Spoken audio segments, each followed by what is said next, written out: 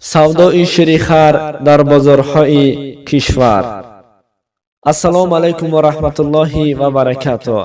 دوستان عزیز و تماشابینان گرامی، از همه شما خواهش میکنم که همین ویدیو ما را دستگیری کنید. از برای الله و یار و دوستان خود روان کنید و خویش و تباران خود روان کنید تا اینکه از این کار کرده بدبخت ها با خبر شوند و احتیاط شوند.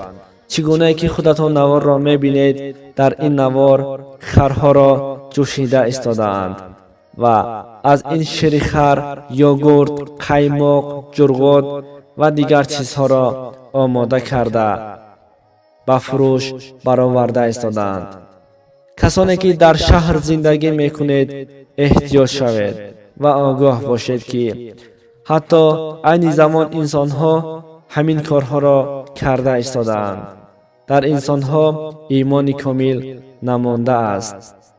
شیر حیوانهای حرام را، یعنی که گوشتهایشان را هم بر سودا برآورده استادند.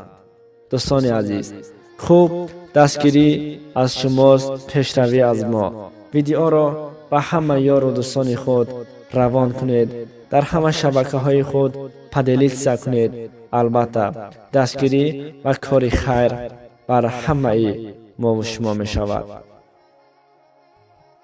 هنگامی که به شبکه ما مهمان شدید، حتما آبونه شدن را فراموش نکنید. البته این همه کوشش و زحمت های ما فقط بهر شما هست. این کوشش های ما را نادیده نگیرید. به شبکه ما حتما آبونه شده همان یک لایک را زیر کنید. تشکر زیاد بر شما. خداوند از شما راضی باشد. السلام علیکم و رحمت الله و برکاته.